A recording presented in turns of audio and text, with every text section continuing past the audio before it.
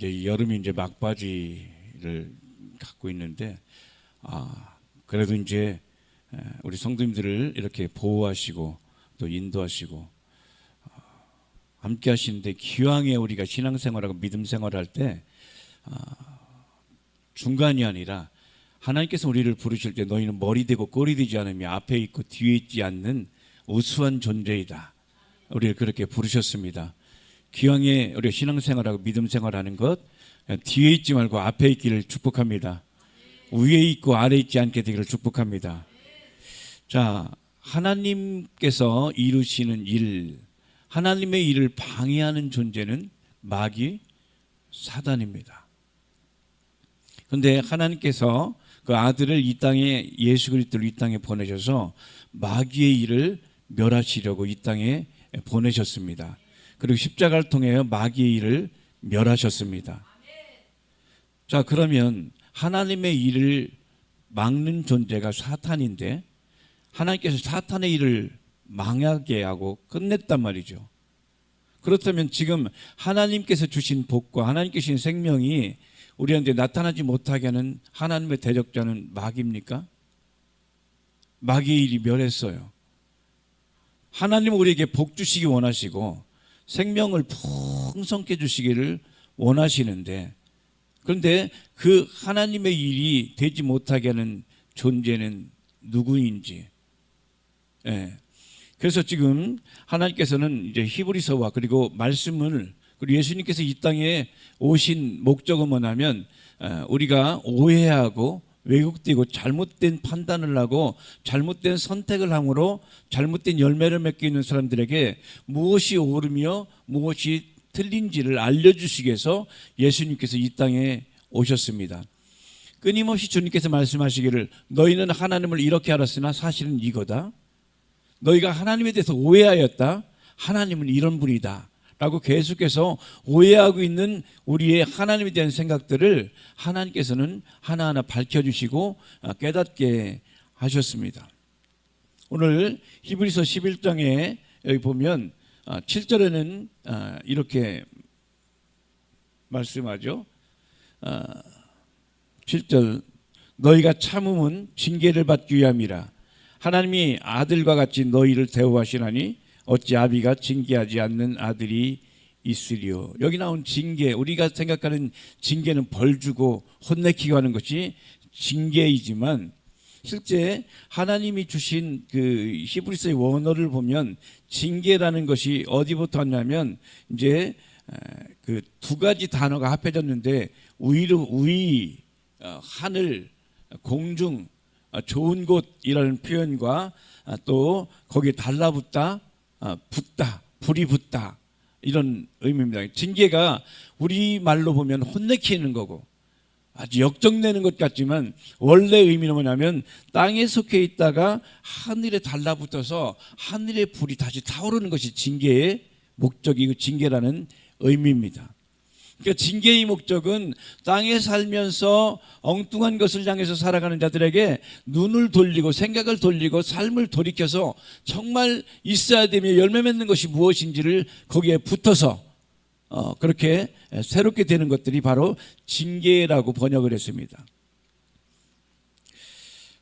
징계 안에는 교육, 훈련, 바르게 함, 교육 이런 것이 다 포함되어 있습니다.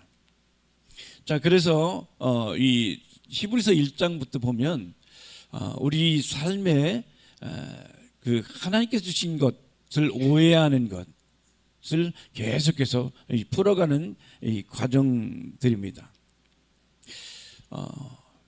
제가 이제 그 요즘 젊은이들이 궁금해하는 그 제목 중에 인터넷을 보니까 이런 제목이 있습니다. 아니 하나님은 원수를 사랑하는데 나는 원수를 사랑하고 싶지 않아요. 원수를 용서하는데 나는 용서하고 싶지 않아요. 어떻게 해야 되나요? 이런 질문이 있더라고요. 그렇죠? 내가 왜 원수를 사랑해야 되나? 원수는 갚아야 되는 것이고 사람들의 생각은 그렇죠. 그런데 우리 원수 마귀는 예수 그리스도의 십자가를 통해서 마귀의 일이 무장해제가 되었습니다. 마귀는 끝났습니다. 그래서 지금 실제 원수는 누가 원수냐면 하나님께서 예수를 통해서 이뤄놓으시고 완성해서 주신 그 보혈의 은혜를 받아들이지 않는 나의 옛 자아가 나의 원수입니다. 따라합시다. 나의 옛 자아가 나의 원수이다. 그러니까 지금 예수님께서 이 베드로에게 주는 그리스도시요 살아계신 하나님의 아들입니다라고 했을 때 너에게 천국 열쇠가 있다. 네가 땅에서 매면 하늘에서 매일 것이요 땅에서 풀면 하늘에서도 풀리게 되는 열쇠를 너에게 주었다. 말씀했을 때 와, 얼마나 기뻤을까요? 이 베드로는. 그런데 잠시 후에 그렇게 그리스도의 의미, 그리스도를 통해서 다시 회복되는 고백을 한 베드로에게 하나님께서는 드디어 이제 내가 그리스도의 삶이 무엇인지, 예수 그리스도가 이 땅에 오신 이유가 무엇인지, 오해하고 있는 것이 무엇인지를 말씀하면서 이제 내가 십자가에 죽어야 된다라고 말씀하셨습니다. 십자가에 죽으셔야 원수의 일을 멸하게 되고 마귀의 일이 멸하게 되고 마귀가 무장해제되고 다시 회복되고 살아나는 역사가 있기 때문에 내가 비로소 죽어야 된다고 말씀하셨을 때 베드로는 주여 그리 마옵소서. 내가 무슨 일이 있어도 주님의 생명을 내가 지키겠습니다. 주님 절대 죽을 수 없습니다. 라고 고백했을 때 예수님께서는 사단아 내게서 물러가라 말씀하셨어요. 그러면서 그 뒤에 나오는 말씀은 너가 하나님의 일을 생각하지 않고 땅의 일을 생각하고 사람의 일을 생각한다. 결국 우리 원수는 뭐냐면 하나님께서 주신 영의 생각을 하지 않고 육의 생각을 하게 되는 것이 원수입니다.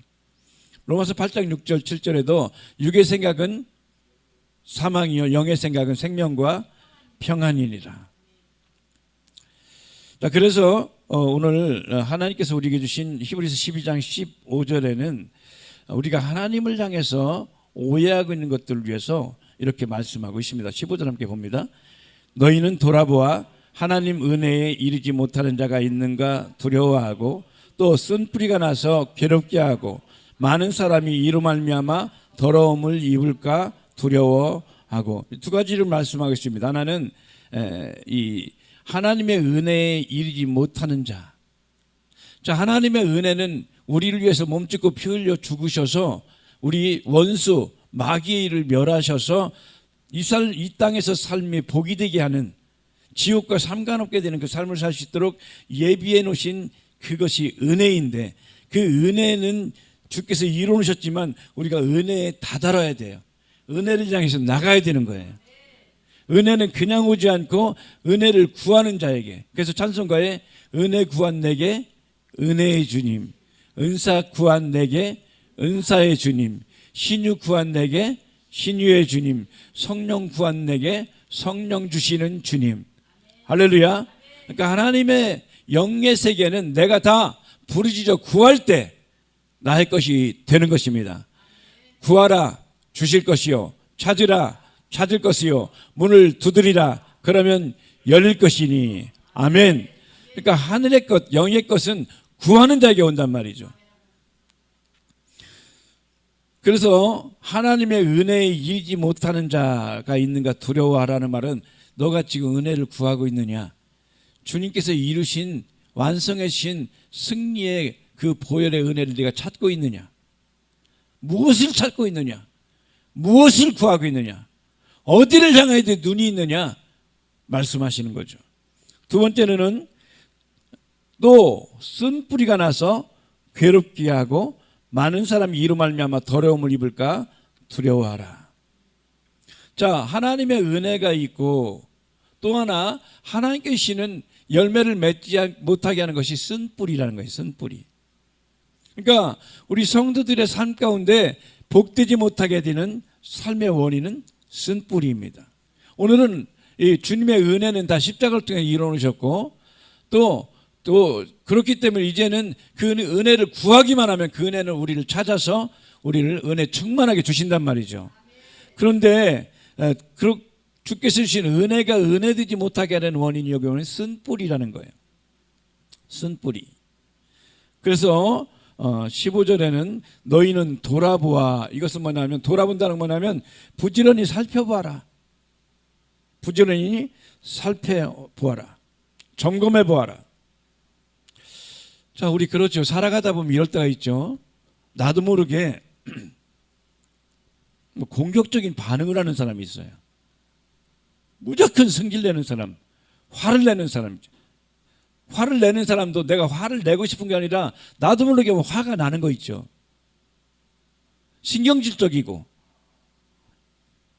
그리고 고집이 있으면 완고하고, 문제가 있으면 회피하고, 완전히 상대편 염장 질러놓고 그냥 딴 데 가버려요. 이런 거죠. 차를 푹 밟고 끽 세우고 하면 그 차가 열받아요. 우리 인생에도 계속해서 깐적깐적거리고 승질나게 해놔서 그 사람이 완전 뒤집히게 하는 상태에 해놓고 하는 말이, 난 뒤끝이 없을 때.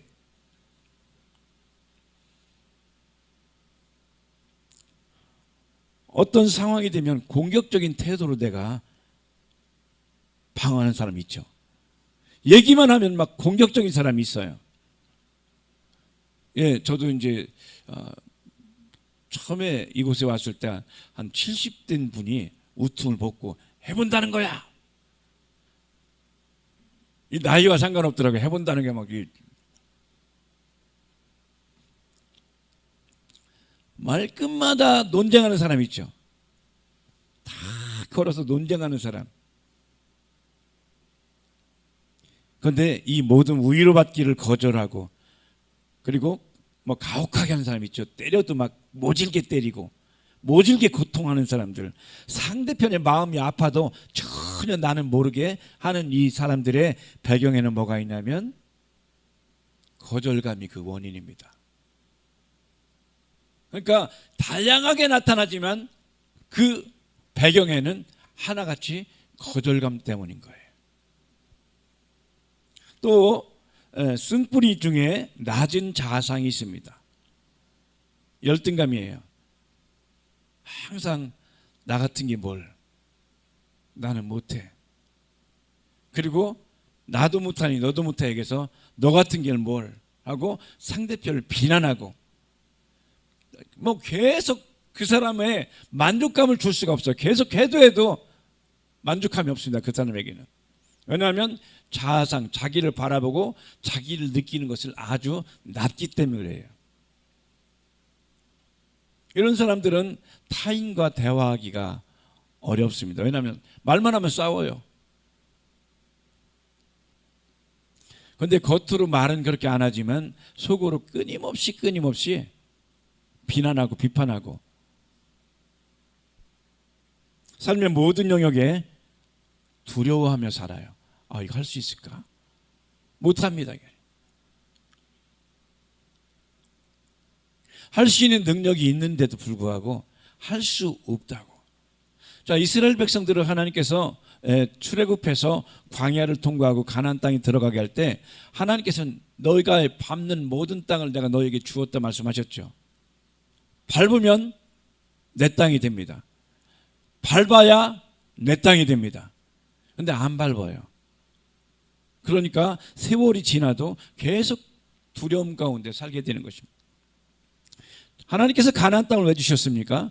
가나안 땅에는, 이 광야를 통과해서 가나안 땅에는 하나님께서, 가나안 땅의 의미는 뭐냐면 기업을 주시기 위한 하나님의 의도입니다. 가나안은 천국의 그림자입니다.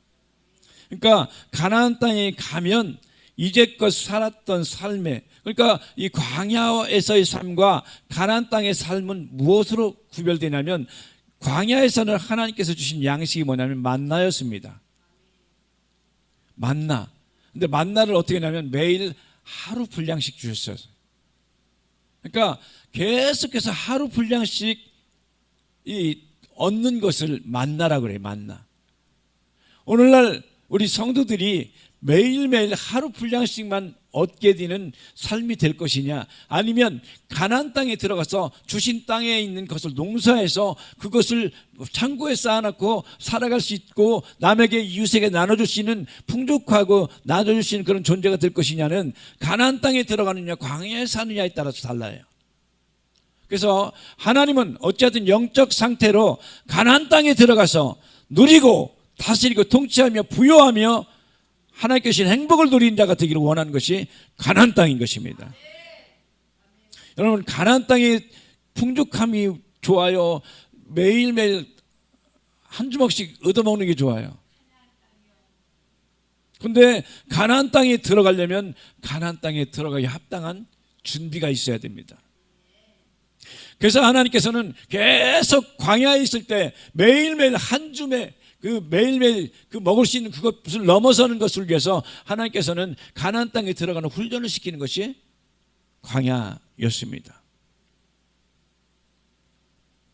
그런데 이스라엘 백성 보십시오. 자, 여러분, 우리 원수가 옛 자아랬죠. 나의 옛 자아의 모습이 뭐냐면 출애굽기에 나와 있습니다. 출애굽기에 나오는 바로 왕은 나를 속박하고 내 인생을 속박하는 나라는 옛 자아라는 왕입니다. 출애굽 바로 왕이 누구라고요? 나라고. 옛자예요. 그래서 하나님께서는 너 옛자 계속해서 동냥하고 그것을 얻어먹는 그런 존재의 삶이 아니라 너는 다스리고 통치하고 나눠주고 부욕해 되는 자라 말씀하시기 위해서 주님께서는 너는 이 속박에서 나와야 된다. 속박에 나올 때 주님께서는 어린 양 보혈의 피를 통하여 하나님께서 나오게 하시고, 그리고 이 홍해를 가르시고 또다시 옛 자아로 돌아가지 못하게 홍해를 막아버리셨어요. 홍해를 다시 하나 되게 하신 이유는 옛날로 돌아가지 못하고 앞으로 향하여 전진하라고 주께서 주신 은혜인 줄 믿습니다. 자, 그런데 이스라엘 백성들 보세요. 그렇게 홍해를 건넜죠. 그런데 그들이 어때? 홍해를 건넜지만 그들의 생각은 어땠나요? 여전히 애굽 생활. 옛날이요. 그때 부추 먹고 삼겹살 먹을 때가 얼마나 좋았는지 몰라. 주님께서는 너는 옛날에서 돌이서서 이제 내가 앞을 향해서 나가는 것을 향해서 나가라. 사도 바울은 말하죠. 믿음의 주요 온전 계신 주님께서 주시는 그 앞을 향해서 표대를 향해 달려간다. 우리는 옛날을 돌아보는 자가 아니라 앞을 향해 달려나가는 자인 것입니다. 하나님은 옛날이 아니라 앞을 향해 달려나가는 성도를 그 삶을 위해서 십자가에 몸짓고 피 흘려 죽으시고 그 앞길을 보이신 것입니다. 그런데도 불구하고 계속해서 우리 상처는, 아픔은 옛날에 머무르게 해요. 우리 아버지를 향해서 받은 상처 생각하고, 어머니를 통해서 받은 상처, 아니면 형제를 통해서 받은 상처, 가난을 통해서 공급받지 못한 것을 통해서 있는 것, 이것을 통해서 우리는 어떻게 생각하냐면 나 자신을 귀하게 여기지 않게 되는 거짓된 비진리를 믿게 돼요. 어떤 집은 아버지가 너무 센 집이 있어요. 그래서 그 아버지가 무조건 왕이야, 그분이.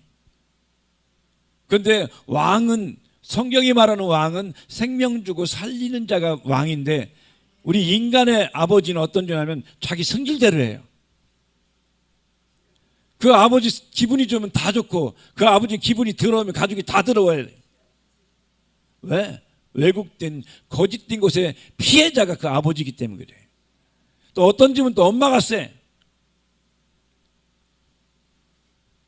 엄마가 한번 기침만 하면 가족들이 다 벌벌 겨야 돼. 그러니까 아버지가 세든 어머니가 세든 간에 집안에 이런저런 상처들이 많이 있어요. 그러면 우리는 어릴 때 대개 이 심리학자들에 의하고 이렇게 좀 조사해 보니까 7살 이전에 우리의 정체성이 결정된다 그래. 그러니까 7살 이전에 아버지로부터 공급받을 거 공급받고, 어머니의 거 공급받을 거 공급받고, 정말 사랑과 이 밀접한 관계를 경험하고 체험하게 되면, 그럼 그 뒤에 나라는 존재를 귀하게 생각하는데, 그런데 그렇지 않게 되면 나라는 존재를 귀하게 생각하지 않게 되는 거예요. 여러분은 여러분 자신을 좀 귀하게 생각하십니까? 의외로 많은 사람들이 자기 자신을 귀하게 생각하지 않아요. 내가 나를 귀하게 생각하지 않게 되면 아무도 세상에 누구도 나를 귀하게 여기지 않아요. 여러분, 그러나 주님께서는 어떤 분이시냐면 정말 그 아들 예수 그리스도 한 분을 이 땅에 와서 죄를 위해서 지옥까지 많고 천국 갈 수 있는 존재가 되기 위해서 몸짓고 피 흘려 죽을 만큼 여러분은 귀한 존재로 하나님께서 지으셨습니다. 여러분, 우리가 많은 것을 우리가 소유해도 만족하지 못하는 것은 하나님은 사람을 만들 때 천하보다 귀하게 만드셨기 때문에 그래요. 천하보다 귀한 여러분입니다. 따라합시다. 하나님, 저는 하나님이 만드신 천하보다 귀한 존재임을 선포합니다. 아멘. 그래서 마귀는 계속해서 여러분에게 공격할 것입니다. 니까지 있게 뭘, 너는 안 돼, 의기소침하게 되고 너를 여지껏 공급하지 못했으니 너는 안 돼라는 부정적인 것을 끊임없이 가져오게 되는데, 주님께서는 우리의 가난을 대신하여 부유케 하시기 위해서, 우리의 병을 대신하여 건강을 위해서, 우리의 저주를 대신하고 복이 되기 위해서 예수께서 오셔서 마귀의 일을 멸하신 줄 믿습니다. 이제는 우리는 이긴 자입니다.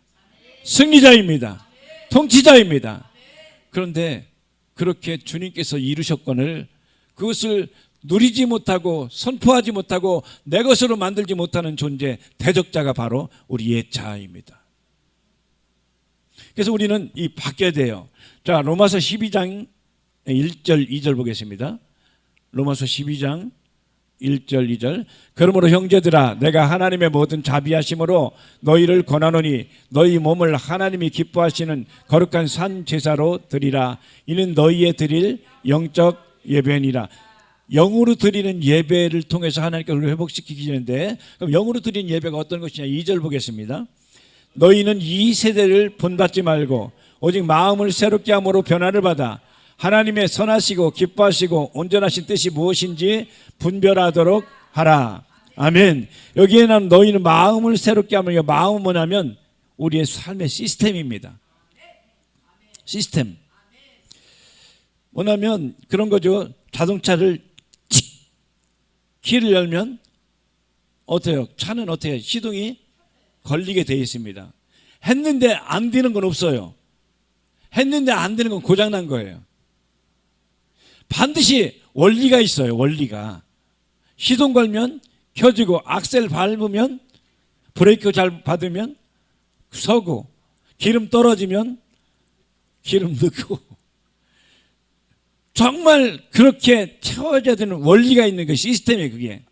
자, 핸드폰 어때요? 핸드폰이 있는데 충전을 해서 스위치를 딱 누르면 막 돌아서 그때부터 전화를 할 수 있게 되고 다양한 것도 할 수 있게 되죠. 그러니까 그 핸드폰 안에는 시스템이 구축되어 있어요. 그리고 이 구축되어 있는 시스템에 새로운 어플을 받아야 되죠. 어플을 안 받으면 어때요? 그것이 구동이 돼야 안 돼요? 안 돼요. 마찬가지로 하나님께서는 우리 성도들이 이렇게 컴퓨터, 핸드폰처럼 여러분에게 모든 것들을 하늘의 것을 받아들여서 어플을 다운받아서, 복을 다운받아서, 생명을 다운받아서 그 움직이게 만들어 놨는데 어플을 다운받지 않으면 옛날 거 어플을 다운받아야 돼요. 그럼 어플을 다운받으려면 어떻게 돼요? 그냥 돼요? 와이파이가 돼요. 와이파이가. 하늘에 연결이 되어 있어야 된다고요. 주님과의 관계가 연결되어 있어야 돼요. 그런데 주님과의 관계에 연결되지 못하게 하는 뭐가 있냐면 바이러스라는 놈이 있네. 이 바이러스가 뭐냐면 여기에 나오는 쓴뿌리예요. 쓴뿌리.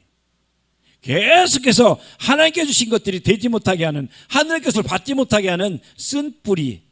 이것이 뭐냐면 계속해서 위로받기 고집 피우고 공격적인 태도를 한다든지, 아니면 열등감을 통해서 불안하고 탄식한다든지, 말끝마다 한숨을 쉬고 하는 모든 것들은 다 낮은 자아상도 뭐냐면 거절감에 대한. 그러니까 나도 모르는 사이에 시스템이 그렇게 구축되어 있습니다. 어떤 사람은 또 반대로 이래요. 죽으라고 일을 하는 거예요. 언제까지? 쓰러져 죽을 때까지. 일 중독자들. 그러니까 뭐냐면 일을 너무 안 하는 것도 문제고 일을 너무 하는 것도 문제야. 그래서 하나님께서는 우리에게 안식일을 주셨다고, 쉴 수 있도록. 자, 하루에 일주일의 시작이 언제부터 시작되나요? 안식부터 시작돼요. 그래서 한 주의 시작이 주일인 거예요. 어떤 사람은요, 자기 자신을 너무 불쌍하게 봐요. 자기 연민. 뭐냐면 거절감 때문에 그래요. 감정 표현이 미성숙해요. 거절감 때문에 그래요. 저도요, 내 감정이 어떠냐고 물어보면 표현할 길이 없더라고요. 왜냐하면 어떤 건지 모르겠어요. 어떻게 표현한지를 몰랐어요. 근데 세월이 지나서 말씀 안에서 회복되고 나니까 내 마음과 감정을 표현할 수 있게 돼. 지금 말이 너무 많아서 문제예요. 이전에는 말이 너무 없었는데 지금 너무 많아. 그래서 감사한 게 뭐냐면 그것을 표현하되 나도 살고 상대편한테 공격하지 않게 되는 건강한 말로 표현할 수 있게 되는 거예요. 어떤 사람은요, 상대편 찌르고 나만 괜찮으면 된다고 생각하는 사람이 있어요. 아니에요. 따라합시다. 너도 살고 나도 살아야 된다. 어떤 사람은 너 죽고 나 살고야. 근데 하나님의 뜻은 너 살고 나 살고. 할렐루야. 하나님은 우리에게 이렇게 다 살 수 있도록, 우리가 언제 함께 할 수 있도록 옛 것들을 벗어날 수 있는 은혜를 주신 것입니다. 그러니까 지금 우리가 쓴뿌리가 있게 되면 우리는 올바르게 대처하지 못해요. 자극만 오게 되면 확 나도 모르게 치밀어 올라오는 화를 막 표현한다든지, 아니면 너무 의기소침해서 삐져. 안 하려고 하는데 막 삐져 이게. 근데 여자가 많이 삐질까요? 남자가 많이 삐질까요? 남자가 많이 삐져요. 근데 내가 많이 삐지기 때문에 여자한테 너는 왜 삐져라고 공격하는 거야. 근데 여자 남자 상관없어요. 우리의 거절감은 나를 상심하게 만들고 이렇게 의기소침하게 만들어요. 그러면 여기에 그냥 있으면 안 돼. 하나님께서는 원수 마귀의 일을 멸하셨죠. 의기소침하게 하는 것은 누가 주는 생각이냐면 마귀가 주는 생각이야. 그럼 마귀가 주는 생각을 그대로 아멘하면 안 돼요. 따라합시다. 하나님의 말씀에만 아멘하고 마귀가 주는 감정에는 아멘하지 말자. 아멘? 예, 아무데나 아멘하면 안 되고 하나님의 말씀에만, 진리에만, 생명에만 아멘하는 그런 존재가 되어야 됩니다. 자, 그런데 이렇게 어릴 때부터 아버지를 통해서 억압받든지 그런 거 있죠. 아버지가 너무 세면 엄마도 힘들어요. 자녀도 힘들어요. 엄마가 너무 세면 아버지도 힘들고 자녀도 힘들어요. 어떤 여인이 있었는데 이 사람은 엄마가 너무 세. 그래서 매일 아버지가 당하는 거예요, 엄마한테. 그래부터 어릴 때부터 뭘 봤냐면, 내가 아버지를 보호해야 된다, 아빠를 보호해야 된다. 그런 생각을 갖고 이제 살아가다가 시집갈 때가 됐어요. 시집갈 때가 돼서 시집을 갔어요. 갔는데 부부관계를 못하는 거야. 그러니까 이제 이 겉으로 볼 때는 정상적인데 부부가 하나 되지 못하게 되고 계속 이제 거부하고 이렇게 되니까 이 사람들이 나중에 너무 바짝 말라갖고 왔는데 상담하러 왔어요. 와서 나중에 보니까 이 문제를 해결하고 문제를 확인하고 점검해 보니까 어떤 상태냐면 어릴 때부터 이 딸은 엄마가 너무 세서 아빠를 내가 보호해야 된다는 사명감을 갖고 살다가 막상 결혼하려고 하니까 뭐냐면 결혼해서 다른 남자, 아빠 말고 다른 남자한테 가게 되니까 자기 생각에는 아빠를 배신하는 것처럼 느껴지는 거예요. 여러분, 이게 실제 그렇게 아픔과 이 쓴뿌리들은 그렇게 판단하고 그렇게 가정을 깨뜨리게 만든단 말이에요. 그래서 이제 계속 이 남편을 거절하다가 나중에 그 원인이 무엇인지를 알게 되고 난 뒤에 나중에 회복되는. 그러니까 우리가 이 쓴뿌리와 거짓된 것들, 자아상을 통해서 계속 이 비진리에 속게 되는 이유는 뭐냐면 진리에 대해서 잘 모르기 때문에. 그래서 예수님께 말씀한 진리를 알 때 너희가 자유케 된다. 진리를 알지니 그 아는 진리만큼 너희가 자유케 된다. 그리고 이제 진리를 알지 못하게 돼서 살게 되니까 그 뒤로부터 이제 모든 것들을 다 수치심으로 느끼는 거예요. 부끄러움으로. 우리 아빠는 우리 엄마 때문에 이렇게 수치스러워. 우리 엄마는 우리 아빠 때문에 수치스러워. 나라는 존재는 아버지한테, 형한테, 누나한테, 뭐 어떤 나한테 상처 준 그 사람 때문에 내가 이렇게 어려워 하면 이게 그 부끄러워하게 되는 수치심으로 이렇게 발전합니다. 그러니까 진리에 대해서 참된 내가 누군지, 하나님께서 창조한 내가 누군지를 알지 못하고 나가게 되면 결국은 어떻게 되냐면 수치심으로 발전하게 됩니다. 그 수치심으로 있게 되니까 아무도 나를 인정해 주지 못하게 되니까 그 뒤는 어떻게, 그 다음 단계는 두려워되는 거예요. 모든 것에 도전하지 못하게 되는 거예요. 수치심으로. 두려워서 계속 어떤 걸 도전하지 못하게 되니까 하나님께서 주신 약속한 것을 내가 내 것으로 삼지 못해요. 그러니까 뭐냐면 늘 빼앗긴 느낌, 상실감. 여러분 그렇지 않나요? 여러분들 늘 누구한테, 예? 이 남편과 아내 사이에도, 그리고 부모와 자녀 사이에도 그런 말 하는 사람 있죠. 늘 저도 이제 그런 생각들이 있었는데 늘 내가 이렇게 좀 이렇게 벌어서 이렇게 모아놓으면 늘 사모님이 다 가져가. 그럼 내 생각에 마누라가 다 뺏어가는 느낌이 드는 거예요. 반대로 어떤 사람은 이 아내가 쫙 모았는데 때만 되면 그것 갖다 막 노름하든 뭐하든 뺏어간 남편들이 있어요. 그러면 늘 그 사람은 상실감. 모아놔도 모아놓은 게 아니라 이미 또 빼앗길 것을 기대하거나 그렇게 된단 말이죠.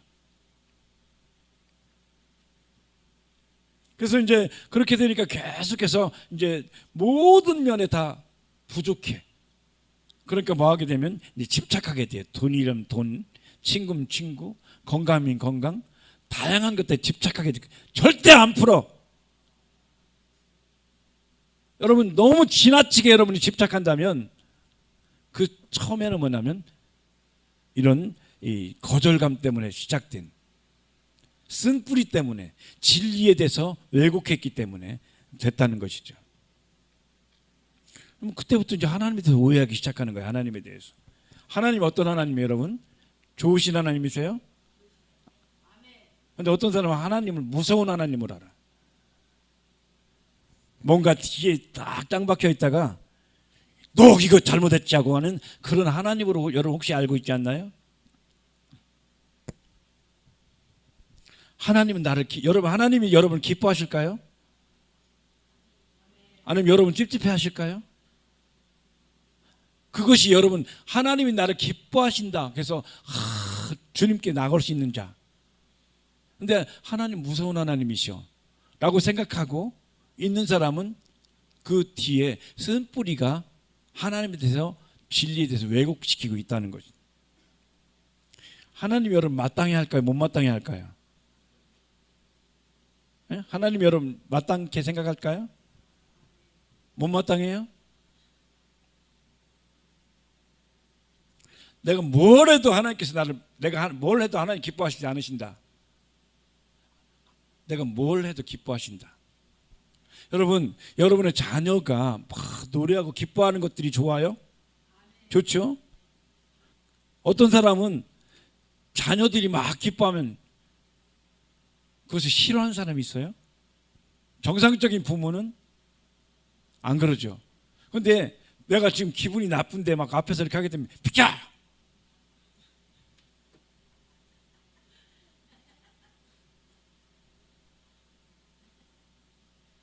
기뻐하면 자기가 그 자리를 피하면 되죠. 모든 앞에 있는 뭐 싹쓸이 해갖고 다 나 기분 나쁜 너희도 같이 기분 나빠요. 이건 완전히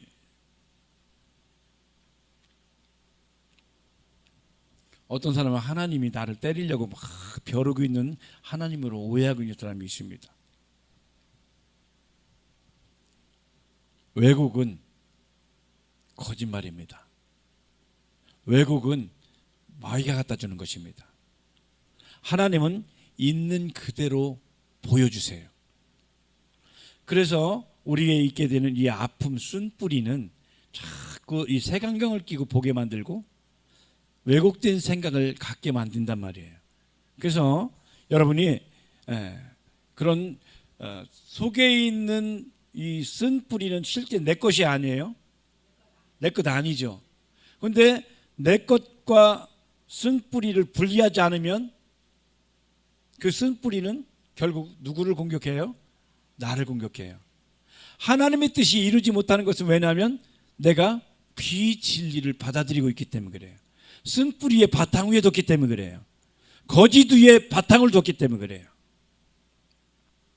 그래서 네 원수를 용서하라는 것은 뭐냐면 거짓된 옛 자아를 품고 있는 너를 용서하고 비진리를 품고 있는 너를 용서하고 사랑하라는 거예요. 가장 큰 원수, 하나님이 나를 통해서 이루려고 하는 하나님의 뜻이 이루어지지 못하게 하는 그 원수는 바로 나입니다. 그 대적자는 나입니다. 근데 나는 나인데 어떤 나냐면 옛날의 나. 주님께서 십자가에 몸짓고 피 흘려 죽으시기 전에 모든 값을 다 치르기 전에 있던 그 하나님을 대적하는 나, 세상 임금 바로왕 같은 존재가 바로 나입니다. 그래서 고린도후서 5장 17절에는 주님께서 우리에게 말씀하신 것이죠. 너희 눈을 바꿔라. 너희 눈을 갱신하라. 고린도후서 5장 17절 주님께서 우리에게 주신 말씀이 여러분의 안목이 되고 여러분의 눈이 되기를 축복합니다. 이전 것은 지났으니 보라 새 것이 되었도다. 아멘. 여러분 옛 자에서 새로운 자가 되었습니다. 지옥에서 천국으로 바뀌었습니다. 저주에서 복으로 바뀌었습니다. 이것이 우리의 정체성입니다. 하나님은 이렇게 내가 누군지 분명히 알 때 열매가 풍성케 되며 위에 있고 아래 있지 않으며 머리 되고 꼬리 되지 않게 되는 역사가 드러나고 나타날 줄 믿습니다. 하나님의 대적자는 하나님이 나를 통해서 나를 위해서 이루어놓으신 것이 되지 않도록 하는 존재, 그 존재는 바로 나의 자, 나입니다. 하나님의 대적자는 나입니다. 그러나 그 나는 그리스도와 함께 십자가에 못 박혀 죽었습니다. 나는 새로운 생명으로 부활되었습니다. 내 옛 자아는 죽었습니다. 내 옛 자아는 죽었습니다. 이제 나는 새로운 피조물이 되었습니다. 하나님의 새 생명이 되었습니다. 어둠에서 빛으로 바뀌었습니다. 사망에서 저주에서 불러나와 주님 주시는 큰 복의 생명으로 변화되었습니다. 지옥에서 천국으로 바뀌었습니다. 그렇기 때문에 이제는 우리의 옛 자아를 대적하십시오. 물리치십시오. 고백합시다. 내 옛 자아는 예수의 이름으로 명한다. 나의 생활에서 나의 생각에서 활동을 멈추고 떠나갈 지어다. 떠나갈 지어다. 떠나가라. 떠나가라. 사방에 있는 생기는 나의 삶 속에 들어올지어다. 생기는 발할지어다. 살아날지어다. 아멘. 이제 대적하는 것이 이것입니다. 이제 우리가 대적할 것은 옛 자와 하나님이 아니라 우리와 하나님과의 관계를 대적하는 마귀의 일, 마귀가 주는 생각 물리치고 승리하시기 바랍니다. 자, 오늘 우리는 주님께서 주시는 하나님의 대적자가 누군지를 봤습니다. 그 대적자는 주님께서 몸짓고 피 흘려 죽으시고 이기시고 승리해서 주셨지만 여전히 옛 생각으로 옛날로 살아가게 하며 거짓으로 살아가게 되는 거짓 비진리에 속한 나의 옛 자아입니다. 그 옛 자아는 우리가 대적할 때 물러갑니다. 마귀를 대적하라. 옛 자아를 대적하라. 그러면 너희를 피하리니. 할렐루야. 이 귀한 하나님께서 주시는 생명의 약속과 이미 주신 것을 믿고 고백하며 선포할 때 우리의 승리가 드러나고 나타날 줄 믿습니다. 그 주님을 향하여 우리 기도하면서 나갑시다.